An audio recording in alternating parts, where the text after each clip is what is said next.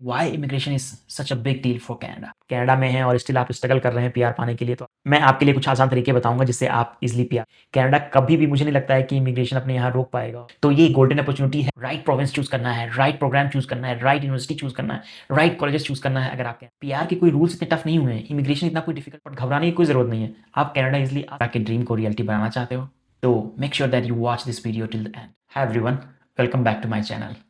I hope that you guys are doing well. तो आज का टॉपिक ही बहुत ही सीरियस है क्योंकि कनाडा के इमिग्रेशन सिस्टम में बहुत ज़रूरी चेंजेस आए हुए हैं। और गाइस, कनाडा के नए इमिग्रेशन रूल्स सुन के सबके दिमाग में एक ही सवाल आ रहा होगा कि अब पीआर मिलना आसान हुआ है कि और भी मुश्किल। वेल, आज की वीडियो में हम एग्जैक्टली यही ब्रेक डाउन करने वाले हैं कि 2025 से 2027 तक कनाडा का इमिग्रेशन सिस्टम जो है वो कैसे और कितना बदलने वाला है।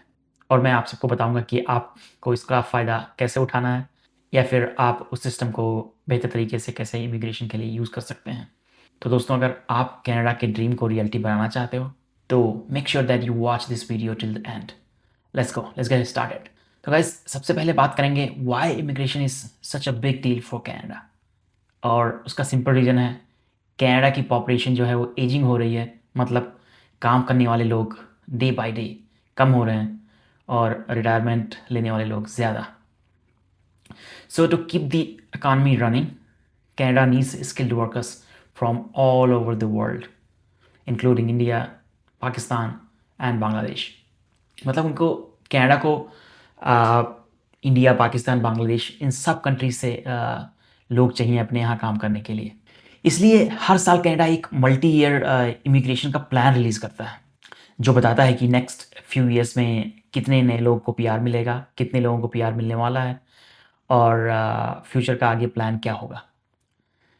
मैंने एक टेबल दिया हुआ है, इसमें आप देख सकते हैं कि 2025 से लेकर 2027 तक कनाडा ने कैसे प्लान किया है कि कितने नए इमिग्रेंट्स को लेगा, कितने नए लोगों को पीआर मिलेगा। सो 2025 में इमिग्रेशन का टारगेट था कनाडा गवर्नमेंट का कि 500,000 रफली। 2026 में टारगेट है 485 और 2027 का टारगेट जो है वो अगेन 500,000 का है। इसमें से अगर देखा जाए तो 2025 का टारगेट लगभग 600,000 तक बढ़ने वाला है क्योंकि 500,000 ऑलरेडी हो चुके हैं और अभी लगभग 2 महीने का रिजल्ट आना बचा हुआ है। कनाडा ने ये भी बताया है कि 60% लोग जो हैं वो स्किल लोगों को लेने वाला है कनाडा। मतलब लगभग आधी से ज़्यादा लोग का जो इमिग्रेशन होगा वो स्किल वर्कर प्रोग्राम के थ्रू होगा। सो दोस्तों, इससे यही पता चलता है कि Canada is not just accepting many immigrants, it's also building its future economy through immigration. ऐसा कुछ भी नहीं है कि कनाडा ने अपने यहाँ इमिग्रेशन रोक दिया है या फिर पीआर नहीं मिलेंगे या फिर जो कुछ भी न्यूज़ या फिर जो चर्चाएं चल रही हैं। Honestly this is great news for skill worker जो यहाँ आना चाहते हैं।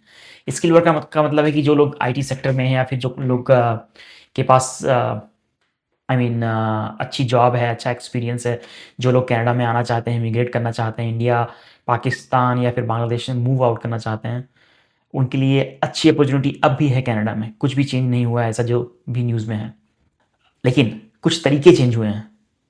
उन तरीकों के बारे में मैं यहाँ बात करने वाला हूँ कि क्या तरीके चेंज हुए हैं और कैसे क्या बेटर हुआ है या किस चीज़ में क्या खराबी आई है।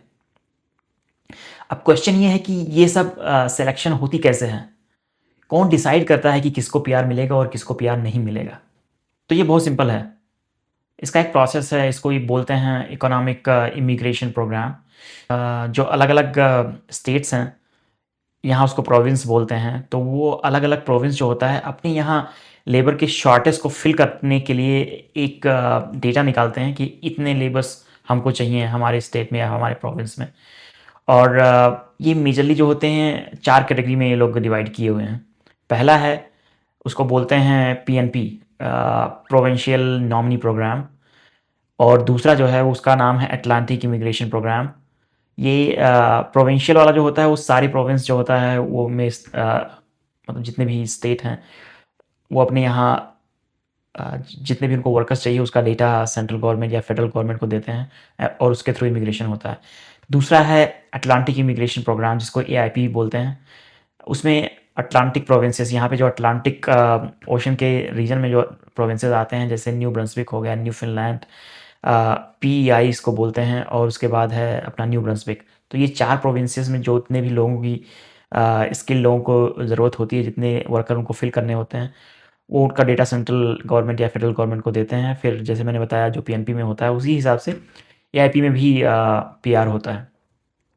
फिर जो तीसरा और चौथा जो है, ये 2 नए सिस्टम्स हैं PR के या फिर इमिग्रेशन के। इसका नाम है तीसरे का rural and northern immigration pilot program. ये इसमें क्या होता है कि जितना भी इंटीरियर में ऊपर नॉर्थ में जहाँ पे बर्फ़ बहुत पड़ती है, उस इलाके में जितना भी इमिग्रेशन होता है। तो तीसरा है rural and northern immigration pilot program. इसमें क्या होता है कि ये स्मॉल टाउन्स और रूरल एरियाज़ के लिए है, जहाँ पे वर्कफोर्स की बहुत ही कमी है। तो उन लोगों के लिए ये प्रोग्राम फेडरल गवर्नमेंट ने स्टार्ट किया है इमिग्रेशन के लिए। और आखिरी लास्ट वन है, ये है म्यूनिसिपल नॉमिनी प्रोग्राम। इसमें छोटी-छोटी म्यूनिसिपल कॉर्पोरेशंस जो हैं, वो नॉमिनेट करते हैं कि हमारे एरिया में सर्टेन वर्कफोर्स की कमी है, हमको इमिग्रेशन चाहिए यहाँ पे। और फिर वो फेडरल गवर्नमेंट को जाता है, फेडरल गवर्नमेंट उसके हिसाब से इमिग्रेशन करती है। और एक स्पेशल प्रोग्राम अभी आने वाला है, उसका नाम है economic mobility pathways pilot program. इसमें क्या होता है, मेनली रिफ्यूज़ी लोगों के लिए है। रिफ्यूज़ी लोग बेसिकली कनाडा में आना चाहते हैं, तो उनके लिए क्या-क्या सिटीज़ में कौन-कौन सी सिटीज़ जो हैं वो उनको होस्ट करने वाली हैं या फिर लेने वाली हैं, उसके बारे में है। अब बात करते हैं उन रिफ़ॉर्म्स की, जो कनाडा गवर्नमेंट ने 2025 में इम्प्लीमेंट किए हुए हैं और जिसने थोड़ा हेडलाइन बनाया हुआ है। यस, चेंजेस हो रहे हैं। 2026 और 2027 में मेजर चेंजेस हुए हैं, जो मैंने पहले बताया कि कितना इमिग्रेशन का रेशियो घटा हुआ है। गाइस, अगेन कनाडा का एक क्लियर गोल है कि reduce the number of non permanent residents by 5%। तो जितने भी मतलब जिन लोगों का PR नहीं है, जितने लोग स्टूडेंट आते हैं या फिर टेम्परेरी वर्कर्स आते हैं, उनमें से 5% का एक मोटा चंक गवर्नमेंट ने डिसाइड किया है कि वो रिड्यूस करेंगे through out 2025 and 2026, also going into 2027। 2025 में ऑलरेडी उन्होंने 4.5% अचीव कर लिया है। तो अभी 2 महीने जाने को हैं। तो मतलब अब वो एक लॉन्ग टर्म स्टेबिलिटी चाहते हैं। जो फेडरल गवर्नमेंट है, वो एक लॉन्ग टर्म स्टेबिलिटी चाहती है कंट्री में, कि एक जो लोग आएँ वो स्किल्ड हों, परमानेंट रेज़िडेंट्स ईज़िली बन जाएँ। ऐसा कुछ ना हो कि यहाँ पे आके कंट्री के ऊपर बोझ बन रहे हैं। तो इसको अचीव करने के लिए कुछ नए स्टेप लिए हैं। मैं आपको उसको ब्रेक डाउन करके बताता हूँ कुछ नए स्टेप्स में। पहला है कि जितने भी पैंडेमिक 2019 या 2020 के बाद जितने भी टेम्परेरी इन्होंने मेसर थे कि टेम्परेरी लोग आ सकते हैं, कंट्री में रह सकते हैं, उसको तो इमीडिएटली एंड किया 2025 के बिगिनिंग में। और उसके बाद इंटरनेशनल स्टूडेंट्स जो हैं, उनमें इन्होंने उनके एडमिशन पे बहुत बड़ा स्टेप लिया है। तो गाइस, कनाडा का क्लियर गोल है कि रिफॉर्म करना है। नॉन परमानेंट रेजिडेंट जितने भी हैं, उनको 5% से 10% के बीच में रिड्यूस करना है। ये कनाडा गवर्नमेंट का क्लियर गोल है 2025, 2026 और 2027 का। कंट्री में स्टेबिलिटी लानी है। मेक श्योर करना है कि कंट्री में लोग जितने भी हैं वो स्किल्ड वर्कर हैं, कंट्री में कंट्रीब्यूट कर रहे हैं, ना कि कनाडा के ऊपर बोझ बने हुए हैं। इसको उन्होंने 2-3 कैटेगरीज़ में डिवाइड किया है। उसमें जो कैटेगरी नंबर 2 है, वो बहुत ही इंपॉर्टेंट है। उसमें कनाडा गवर्नमेंट ने कहा है कि वो कैप करने जा रहे हैं इंटरनेशनल स्टूडेंट का एडमिशन जो है उसको। 2026 के लिए कनाडा ने एडमिशन्स 5 to 10% कम कर दिए हैं, अगर इसको कंपेयर करें 2025 से तो। बट अगेन 5 to 10% उतना कम नहीं है।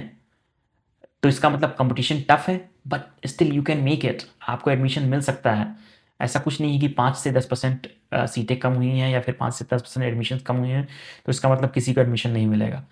अभी भी you have tough competition, but you got the opportunity, you can make it. और उसमें जो लास्ट उन्होंने रिफॉर्म की बात की है, उसमें उन्होंने लिमिट किया है वर्क परमिट पे। और ये वर्क परमिट है स्पाउसेस के, जो टेम्परेरी स्टूडेंट्स या फिर टेम्परेरी वर्कर कंट्री में आते हैं, उनके स्पाउसेस, या फिर जैसे आपकी वाइफ आ रही है तो हस्बैंड को डिफ़िकल्ट हो गया, या फिर हस्बैंड पढ़ने के लिए आ रहा है यहाँ पे, टेम्परेरी काम करने के लिए आ रहा है, तो वाइफ का आना यहाँ पे मुश्किल हो गया है, उनको नहीं दे रहे हैं। उसको कम्प्लीटली इन्होंने स्टॉप कर दिया है। और तो इसका असर इतना ज़्यादा हुआ है कि 2025 के फर्स्ट 9 मंथ्स में इस हेडलाइन से लोग इतने डर गए, इंटरनेशनल स्टूडेंट्स कनाडा में आने वाले, कि 43% लेस लोग एडमिशन लिए हुए हैं। मतलब लास्ट ईयर के कंपेयर में 2024 से आप 2025 को कंपेयर करें तो फर्स्ट 9 मंथ में ही 43% कम लोग आए हुए हैं इंडियन और बांग्लादेश, पाकिस्तान, इन 3 कंट्रीज से। और मोस्टली इंडियंस लगभग 45% कम आना कर दिए हैं कनाडा में। Shocking no? It's very shocking, but but it makes complete sense. इतना ज़्यादा हेडलाइन बना हुआ है, इतनी ज़्यादा न्यूज़ में है कि क्लियर किसी को पता नहीं है। बस ये हल्ला है इंडिया में कि कनाडा जाओगे तो पीआर नहीं मिलेगा, ये दिस दैट। इतना कुछ भी डिफिकल्ट नहीं हुआ है। सबसे आसान तरीका क्या है पीआर मिलने का कनाडा में, मैं आपको नेक्स्ट वीडियो में बताऊंगा। Must watch. अगर आपको पीआर लेना है या आपको यहाँ टेम्प्रेरी वर्क परमिट पे आ रहे हैं या फिर आपको यहाँ का वीज़ा मिल गया है, आपको पीआर कैसे लेना है, उन सबको बारे में मैंने ब्रेक डाउन किया और एक्सप्लेन किया है मैंने अपने नेक्स्ट वीडियो में।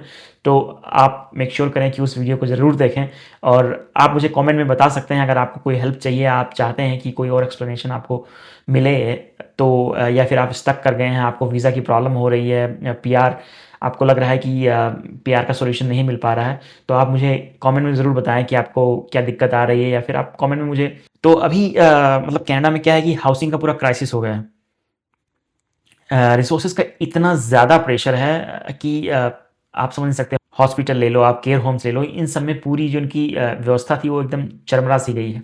सो इफ़ यू आर स्टूडेंट और आप प्लान कर रहे हैं कनाडा आने के लिए, तो आपको स्मार्ट तरीके से प्रोग्राम का सिलेक्शन करना होगा। ऐसे प्रोग्राम्स लेने होंगे, ऐसे यूनिवर्सिटीज़ और कॉलेज जो है उनका सिलेक्शन करना होगा जिसमें जो रिकॉग्नाइज्ड हैं, जिनके थ्रू पीआर मिल सकता है। Like instead of random colleges, choose something that are like kind of approve for PR pathways. इसको बोलते हैं डेजिग्नेटेड लर्निंग इंस्टीट्यूशन। अगर आप कनाडा आ रहे हैं तो DLI, designated learning institution, certified colleges और यूनिवर्सिटीज़ को ही चुनें, क्योंकि यही अप्रूव्ड होते हैं जो आपको पीआर दिला सकते हैं। आप ऐसे रैंडम किसी भी कॉलेज में एडमिशन ले लेंगे कनाडा आने के लिए तो आपको पीआर मिलना बहुत मुश्किल हो जाएगा। तो make sure you follow DLI certified colleges and universities if you are coming to Canada for study. And let's be honest guys, Canada अब लॉन्ग टर्म कंट्रीब्यूशन चाहता है, not just short term workers. So plan your move wisely. आप अगर Canada आ रहे हैं तो make sure that you plan everything until you get the PR. अब सबसे इंटरेस्टिंग पार्ट जो है, कैसे कनाडा टेम्परेरी रेजिडेंस को परमानेंट रेजिडेंस में बनाने पे फोकस कर रहा है। तो आप सुन के हैरान होंगे, कनाडा चाहता है कि जितने लोग यहाँ पे हैं उनको कैसे जल्दी से जल्दी परमानेंट रेजिडेंस या उनको कैसे पीआर दे दे, और बाहर से जितने भी टेम्परेरी लोग आने वाले हैं उनको स्टॉप कर दे। तो कनाडा की फर्स्ट प्रायोरिटी है जो कंट्री के अंदर हैं, कंट्रीब्यूट कर रहे हैं, स्किल्ड हैं, उनको पहले पीआर दिया जाए। इसलिए आपने देखा होगा पीआर के जो इतने एप्लीकेशन हैं ढेर सारे अभी रिजेक्ट हो रहे हैं। 2025 से 2026 में जो परमानेंट रेजिडेंस मिलने वाले लोगों का आंकड़ा है वो 40% लोग ऑलरेडी कनाडा में हैं। आप हैरान हो जाएंगे। कैनेडियन गवर्नमेंट ने डिसाइड किया हुआ है ये 6 लाख लोगों को जो पीआर देने वाले हैं, 6 लाख लोगों को जो 2025 में पीआर देने वाले थे, उसमें से 40% ऐसे लोगों को पीआर दिया हुआ है जो कनाडा में ऑलरेडी प्रेजेंट है। 60% ही लोगों को बाहर से लेके आ रहे हैं, डजंट मैटर पीआर है या फिर किसी और तरीके का। So yes, you heard it right, 40% लोग जो कंट्री में ऑलरेडी हैं उन्हीं को पीआर दे रहे हैं। मतलब जो स्टूडेंट यहाँ पहले आए हुए थे, वर्क परमिट होल्डर्स जितने भी थे या फिर टेम्परेरी रेजिडेंस पहले थे, जो यहाँ सेटल हो चुके हैं, उन्हें पूरी प्रायोरिटी मिल रही है। अगर उनके पास थोड़ी सी भी अच्छी जॉब है या फिर वो इकोनॉमी में कंट्रीब्यूशन कर रहे हैं तो कनाडा गवर्नमेंट उनको प्रायोरिटाइज कर रही है। They have jobs, housing and community connections. So इस और जो यहाँ रह रहे हैं उनको ज़्यादा क्यों प्रायोरिटाइज कर रही है Canadian government rather than bringing people from outside? क्योंकि जो यहाँ रह रहे हैं उनके पास ऑलरेडी जॉब्स हैं, कम्युनिटी कनेक्शंस हैं, ऑलरेडी वो लोग कंट्री के बारे में जानते हैं, कंट्रीब्यूट कर रहे हैं। तो इस विन विन फॉर एवरीवन। तो गाइस, कनाडा कुछ और चीज़ें कर रहा है पीआर के लिए, लोगों को अट्रैक्ट करने के लिए। ये इसमें है, इसको बोलते हैं, पहला प्रोग्राम है फ्रैंकोफोन पीआर पाथवेज, जिसमें अगर आप फ्रेंच स्पीकिंग हैं तो आपको प्रायोरिटी मिलेगी। 2 और प्रोग्राम है जिसमें दूसरा जो है वो केयर गिवर पायलट प्रोग्राम है। इसमें हेल्थ सपोर्ट वर्कर्स के लिए है, जो अगर आप उसमें कुछ पढ़ाई करना चाहते हैं उसके बाद तो आपको ईजी होगा। उसके बाद जो लास्ट वन है वो कैनेडियन एक्सपीरियंस क्लास, इसको CEC बोलते हैं। ये 1 ईयर का लोकल वर्क एक्सपीरियंस अगर आपके पास है तो आपको ईजिली पीआर मिल जाएगा। तो अगर आप कनाडा में हैं, ये आपके लिए बेस्ट टाइम है पीआर में ट्रांजिशन करने के लिए। अगर आपको कोई सपोर्ट चाहिए, अगर आप कनाडा में हैं और स्टिल आप स्ट्रगल कर रहे हैं पीआर पाने के लिए, तो आप कमेंट में मुझे बताएं। मैं आपके लिए कुछ आसान तरीके बताऊंगा जिससे आप इजीली पीआर पा सकते हैं। ये बहुत ही आसान है, कुछ भी टेंशन लेने की ज़रूरत नहीं, कोई भी घबराने की ज़रूरत नहीं, किसी को भी इंडिया जाने की ज़रूरत नहीं है। तो गाइस, अगर आप कनाडा में हैं और आप पीआर अप्लाई करना चाहते हैं तो आपको ऐसे रूट्स देखने होंगे जो कैनेडियन वर्क एक्सपीरियंस देते हैं, क्योंकि नेक्स्ट वीडियो में यही बात करने वाला हूँ कि कैनेडियन वर्क एक्सपीरियंस कैसे आपको ईज़ करते हैं पीआर पाने के लिए। Alright, now let's look ahead what's coming next in 2026 and 2027। Canadian government का प्लान है slow and steady growth. Targets जो है थोड़ा कम होंगे, लेकिन फोकस क्वालिटी पर ज़्यादा होगी। कैनेडियन गवर्नमेंट अब अपने यहाँ क्वालिटी लोगों को बुला रहा है, यही उनका फोकस है 2026 और 2027 के लिए। इसका मतलब ये नहीं है कि आपको पीआर नहीं मिलेगा या आप कनाडा आ नहीं सकते हैं, यही है कि अब थोड़ा सा कंपटीशन बढ़ गया, बट रास्ते और भी हैं। मैं बैक टू बैक वीडियोस बना रहा हूँ, क्या क्या रास्ते हैं, कौन कौन से आसान तरीके हैं जिससे आप कनाडा में आ सकते हैं। मतलब नंबर थोड़े कम होंगे, बट डोंट वरी, ये slow down actually long term का बैलेंस है जो कैनेडियन गवर्नमेंट कर रही है। कनाडा कभी भी, मुझे नहीं लगता है कि इमिग्रेशन अपने यहाँ रोक पाएगा और इकोनॉमी को स्टेबल रख पाएगा। तो फॉर श्योर इमिग्रेशन तो होगा ही। अब कैनेडियन गवर्नमेंट का फोकस होगा स्किल्ड प्रोफेशनल्स, ग्रीन इकोनॉमी और हेल्थ केयर और टेक्नोलॉजी का जो सेक्टर है उस पर बहुत फोकस कर रही है कैनेडियन गवर्नमेंट। और क्यूबेक या फिर जो फ्रेंच स्पीकिंग इमिग्रेंट्स हैं, क्यूबेक अपने यहाँ के अलावा कहीं और भी चाहता है कि फ्रेंच स्पीकिंग जितनी भी इमिग्रेशन होगी वो किस और भी प्रोविंस में जाएं, ताकि फ्रेंच लोग दूसरे प्रोविंस में भी रहें और ये जो लैंग्वेज का बैलेंस है वो बना रहे।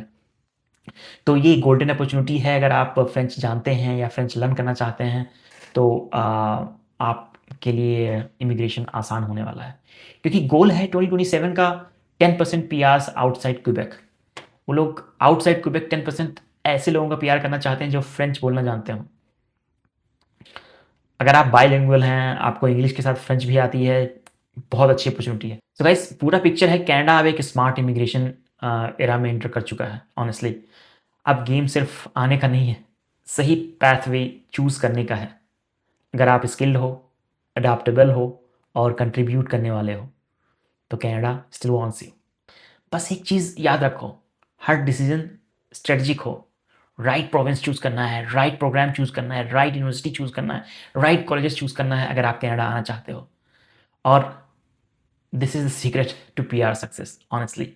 और गाइस, ऑनेस्टली मैं बता रहा हूँ आपको कि जितना ये प्लान स्ट्रिक्ट लगता है उतना है नहीं। पीआर के कोई रूल्स इतने टफ नहीं हुए हैं, इमिग्रेशन इतना कोई डिफिकल्ट नहीं हुआ है। बहुत फेयर गेम है मुझे लग रहा है, क्योंकि अब पीआर उन्हीं लोगों को मिलेगी जो एक्चुअली कनाडा की इकोनॉमी में, जो कंट्री में बोझ नहीं बनना चाहते हैं, जो कंट्री में कंट्रीब्यूट करना चाहते हैं। तो अंत में वही कंक्लूड करूँगा कि जो भी आप हेडलाइंस में सुन रहे हैं, जो भी आप न्यूज़ में सुन रहे हैं कि कनाडा का पीआर मिलना डिफ़िकल्ट हो गया है, वहाँ पे एडमिशन लेना स्टूडेंट के लिए बहुत डिफ़िकल्ट हो गया है, ऐसा कुछ नहीं है। ओनली 5 to 10% कैनेडियन गवर्नमेंट ने एडमिशन्स या फिर न्यू पीआर पे रिड्यूस किया है। तो आपके लिए अभी भी बहुत अच्छी अपॉर्चुनिटी है। थोड़ा सा डिफ़िकल्ट हुआ है, बट रास्ते अभी भी हैं, रास्ते बहुत हैं और कंपटीशन है थोड़ा सा, बट घबराने की कोई ज़रूरत नहीं है। आप कनाडा ईज़िली आ सकते हैं। सो अगर आपको ये वीडियो हेल्पफुल लगा है guys, give it a like और कमेंट में मुझे बताएं। Please subscribe my channel and मैं नेक्स्ट वीडियो में बात करने वाला हूँ कि कैनेडियन इमिग्रेशन या फिर पीआर के और कौन से तरीके हैं, आसान तरीके हैं जिसके थ्रू आप कनाडा आ सकते हैं। तो गाइस, नेक्स्ट वीडियो मैं कैनेडियन इमिग्रेशन पे ही बनाने वाला हूँ और उसमें एक ऐसे प्रोग्राम के बारे में मैं बताने वाला हूँ जो आपको वर्स्ट कंडीशन में भी पीआर दिला देगा। आप अगर कनाडा आना चाहते हैं तो मेक श्योर करें आप मेरे नेक्स्ट वीडियो को देखें। और अगर आप कनाडा में हैं और स्ट्रगल कर रहे हैं स्टिल पीआर पाने के लिए तो मेक श्योर करें कि आप वो नेक्स्ट वीडियो को देखें और कमेंट में मुझे बताएं अगर आपको और कुछ ज़्यादा क्लेरिफिकेशन चाहिए तो। Thank you very much.